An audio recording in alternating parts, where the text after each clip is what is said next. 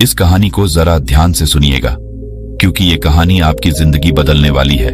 क्या आपको पता है कि हिमालय की पर्वत श्रृंखलाओं पर कई ऐसे साधु संत रहते जो कई हजार सालों से जिंदा है। उनकी उम्र सैकड़ों वर्ष हो सकती है। वो बर्फ से ढके पहाड़ों में निर्वस्त्र होकर घूमते हैं और उनके ऊपर अग्नि, जल, वायु या फिर बर्फ जैसी चीजों का उन पर कोई असर नहीं होता। वो कठोर तप करके उन्होंने ऐसी स्थितियां, ऐसी सिद्धियां प्राप्त कर ली हैं जिससे प्रकृति के नियम उनके सामने ध्वस्त हो जाते हैं। आखिर इनके पीछे का रहस्य क्या है? क्यों प्रकृति के नियम उन पर काम नहीं करते? क्यों कोई बीमारी उन्हें छू नहीं पाती? आज की इस कहानी के माध्यम से हम उन योगियों की दिनचर्या, उनके खान पान, उनके योग अभ्यास के बारे में जानेंगे जो किसी को भी लंबी उम्र और निरोगी काया प्रदान कर सकती है। बचपन से ही श्याम सन्यासी प्रवृत्ति का था। एक बार बचपन में श्याम अपने माता पिता के साथ हरिद्वार घूमने के लिए गया था, तो उसकी नजर तमाम सन्यासियों पर पड़ी। वह अपने माता पिता से बचकर एक बूढ़े सन्यासी बाबा के पास वो पहुंच जाता है। जब उस सन्यासी बाबा ने एक नासमझ बच्चे के हाथ में एक फल देखा, तो उसके मन में उस बच्चे के प्रति प्रेम और करुणा भाव पैदा होने लगा। सन्यासी ने श्याम को अपने पास बिठाकर उसे हीर पूरी हलवा खिलाने लगे। श्याम की मां इस बात से परेशान थी कि कहीं अगर उसके मन में भी साधु बनने की भावना आ गई तो वो क्या करेगी? वो अपने बच्चे के बिना बिल्कुल अकेले हो जाएगी। आसपास के लोगों ने श्याम की मां को समझाने की बहुत कोशिश की। सन्यासी कोई ऐसे वैसे बाबा नहीं है। वो कई सालों से यहाँ आश्रम चला रहे हैं। जो श्याम की मां अपने बेटे का हाथ पकड़ ढाकर उसे वहां से ले जा रही थी, तब उस सन्यासी ने बड़े ही प्रेम और करुणा से एक बात कही, जी बहन जी, आपको बच्चा बहुत गुणी है। वही होगा जो लिखा हुआ है। तुम अपने पास भाग्य को कैद नहीं कर सकते। ये बात जितनी जल्दी तुम समझ जाओ उतना अच्छा हो, उतना कम कष्ट तुमको होगा। श्याम की मां सन्यासी की सब बातों को समझ रही थी। वो जानती थी कि उनका इशारा इस तरफ खैर समय अपनी रफ्तार से बढ़ रहा था और अब श्याम बद्धा हो चुका था। उसने कॉलेज में एडमिशन ले लिया था, जो अध्यात्म और मनोविज्ञान के बारे में पढ़ाई कर रहा था। कॉलेज की तरफ से उसे एक प्रोजेक्ट मिला था जिसका टॉपिक ये था कि लंबी उम्र वाले दिनचर्या वाले लोग, उनके खान पान, सबके बारे में पूर्ण जानकारी एकत्रित करके लाना और उसे कॉलेज में जमा करना। श्याम फिर खोज में निकल पड़ा। जो कई साल से स्वस्थ जीवन जी रहे थे, बूढ़े होने के बाद भी उनके शरीर में जटिलता थी। दृष्टि, कान और बाकी सभी इंद्रिय जो कि ठीक प्रकार से काम कर रही थी। कई सन्यासी तो ऐसे ऐसे भी मिले थे जो 100 साल को पार कर चुके थे और पूरी तरह से स्वस्थ भी थे। श्याम अब धीरे धीरे अलग अलग सन्यासियों से मिलने में श्याम को मजा आने लगा, लेकिन उसके भीतर जीवन के उन रहस्यों को जानने की भी बहुत ज्यादा इच्छा थी जिसमें आम लोग कोई रुचि नहीं रखते थे या फिर कोई विश्वास ही नहीं रखता था। श्याम ने सोचा कि यही समय है। अगर ऐसे सन्यासी पृथ्वी पर बसते हैं जो 500 साल से भी अधिक जिंदा है, तो मुझे उन्हें खोजने का एक अच्छा मौका मिला है। लेकिन समस्या ये है कि इन सन्यासियों को खोजा कहां जाए, कहां ऐसे सन्यासी मिलेंगे। फिर तमाम किताबों को परखने के बाद उसने एक निष्कर्ष निकाला। उसे पता चला कि ऐसे सन्यासी अगर मिलेंगे तो उसे हिमालय की चोटी पर मिलेंगे, जहां पर आम इंसान जा भी नहीं सकता। लेकिन श्याम ने अपना मन पक्का कर लिया। उसने पूरा संकल्प ले लिया था, चाहे रास्ता कितना भी कठिन क्यों ना हो, वो उन दुर्गम पहाड़ियों तक, उन गुफाओं तक जरूर पहुंचेगा। वो अपने माता पिता को बिना बताए वो हिमालय की चोटी की तरफ निकल जाता है। युवावस्था के दिन थे, जोश भी था और किसी चीज का कोई डर भी नहीं था। और सबसे बड़ी बात है, श्याम का भाग्य था जो उसे खींचकर उन योगियों के पास ले जा रहा था। उसने उन पहाड़ियों पर चढ़ने की पूरी तैयारी कर ली थी। सर्दियों के मोटे मोटे कपड़े ले लिए थे, रास्ते के लिए खाना रख लिया था। जंगली जानवरों से बचने के लिए उसने हथियार भी अपने पास रख लिए थे। उसने एक टॉर्च भी रखी थी ताकि वो रात में जल्दी से जल्दी यात्रा करके वहां पहुंच सके। उसकी यात्रा में कोई बाधा न हो। धीरे धीरे जब लोगों से पता करते हुए वो हिमालय की दुर्गम रास्तों तक पहुंचने लगा, तो उसके फोन में भी काम करना बंद कर दिया। अब उसका दुनिया से कोई संपर्क नहीं था। दुनिया से रिश्ता काटने के बाद वो अब खुद से जुड़ने के लिए लगा था।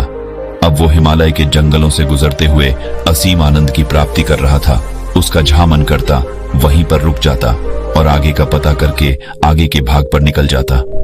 उसे नहीं पता था, उसे बिल्कुल भी अंदाजा नहीं था कि वो ऐसे योगियों से कभी मिल भी पाएगा या नहीं है, लेकिन मन में इच्छा थी, पूरा विश्वास था और इसी के साथ वो अपने रास्ते में आगे बढ़ता जा रहा था।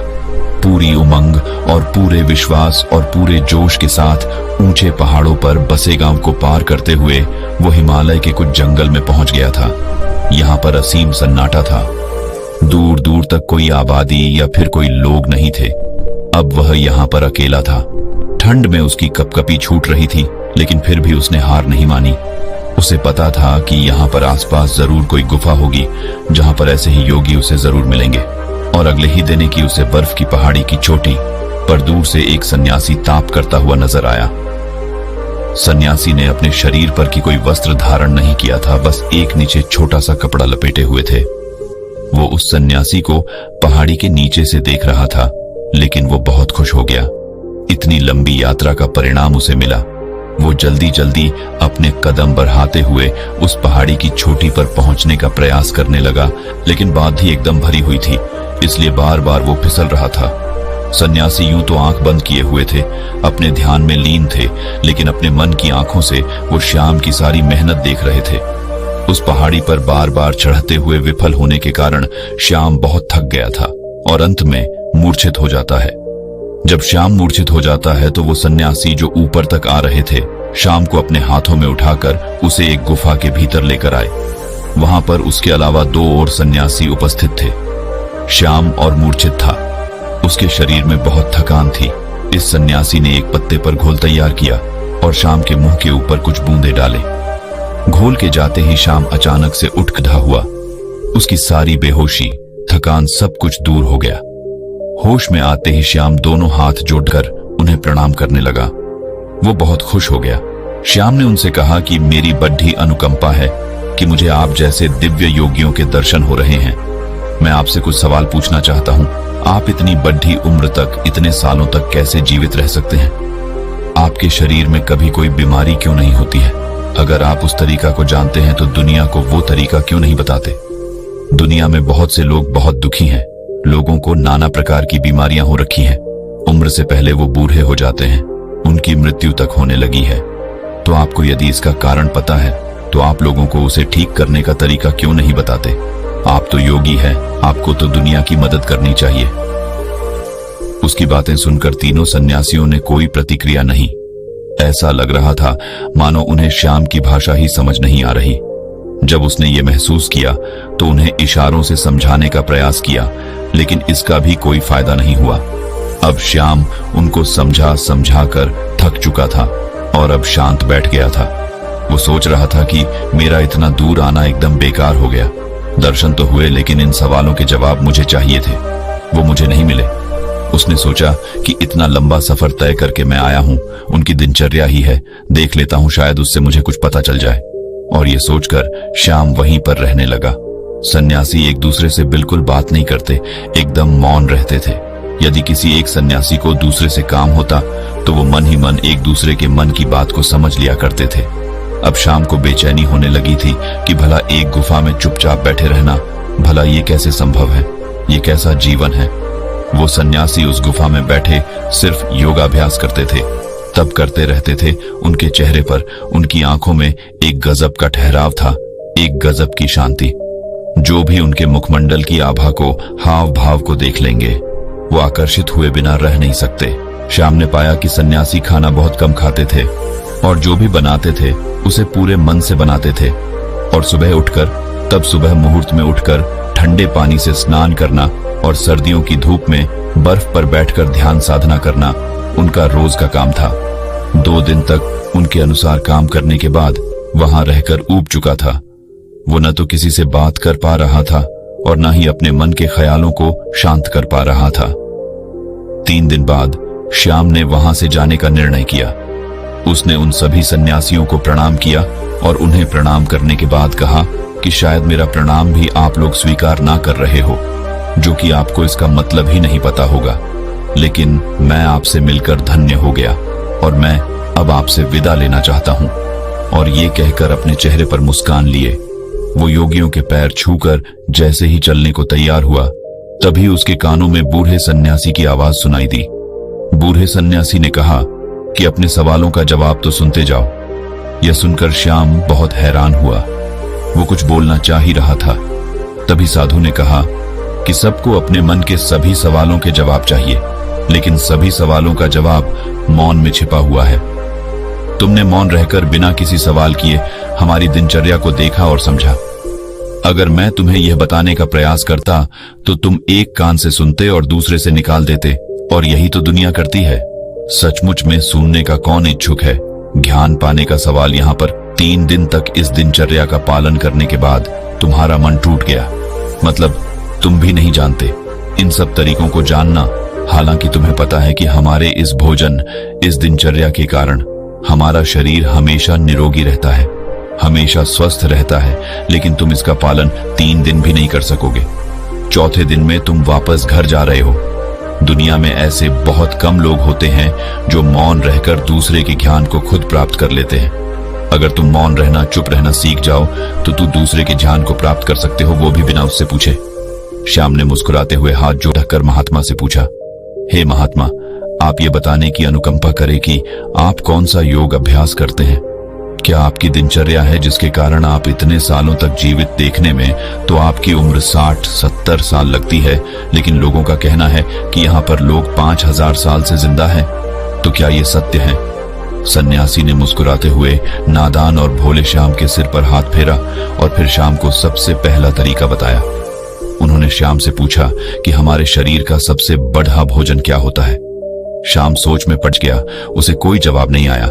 सब सन्यासी ने उसे बताया कि हवा हमारे शरीर के लिए सबसे बड़ा जरूरी भोजन होता है। हवा हम 24 घंटे खाते रहते हैं और हवा हमारे शरीर के लिए सबसे ज्यादा महत्वपूर्ण होती है। लेकिन आजकल के समय में बुरी हवा प्रदूषित हो चुकी है, इसलिए जो प्रदूषण से भरी हवा तुम्हारे शरीर में जा रही है, वही तुम्हारे शरीर में बीमारियों को जन्म दे रही है। इसलिए यदि तुम घर पर ऐसे कमरे में रहते हो जहां पर हवा का आना जाना कम होता है, जैसे कि एयर कंडीशनर वाले रूम में होता है, उसमें ताजी हवा आना जाना भी नहीं हो पाता।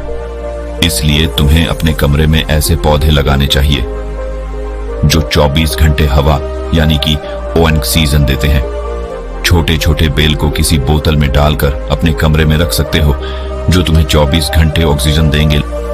लोग ये भी भूल जाते हैं कि जिस सांस को वो ले रहे हैं कितना शुद्ध है इसका वो कभी आकलन ही नहीं कर रहे हैं। यदि वो लोग तो कभी सोच पाए तो शायद प्रदूषण से मुक्त दुनिया हो पाए, हमारी पृथ्वी स्वर्ग हो सकती है। दूसरा जरूरी बात होता है खान पान। अधिकतर लोग ज्यादातर समय खाते रहते हैं, लेकिन हमारा शरीर भी एक यंत्र होता है और यंत्र को भी काम करने के लिए आराम चाहिए होता है। इसलिए हर समय खाते ही नहीं रहना चाहिए, कभी भी पूरा पेट भरकर नहीं खाना चाहिए। हमेशा अपने पेट में एक रोटी की जगह छोड़ देनी चाहिए ताकि तुम्हारा पेट हल्का रह सके, थोड़ा खाली रह सके और सांस लेने में भी कोई परेशानी ना हो। तीसरा तरीका होता है हमारी दिनचर्या। सही तरह की दिनचर्या में तुम्हारा योग अभ्यास, शारीरिक व्यायाम, प्राणायाम। अगर तुम दिनचर्या के रूप में यह कर रहे हो तो तुम्हारे शरीर कभी कोई बीमारी आ ही नहीं सकती। लेकिन हम सिर्फ बहाने ढूंढते हैं, हम कुछ करना नहीं चाहते। सब कुछ हमें बैठे बैठे चाहिए और शरीर को जितना आराम दोगे वो उतना ही खराब होगा, बेकार होता जाएगा। इसलिए शरीर से हमेशा काम लेते रहो, उसमें एक आलस पैदा मत होने। दिनचर्या, हवा और खान पान, इन तीनों को तुम दुनिया में रहते हुए कैसे सुधार सकते हो, इस पर विचार करना।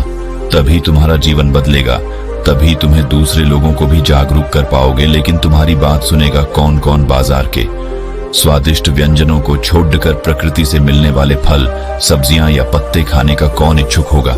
लोग तो वही खाना चाहते हैं जो उनको स्वाद देता है।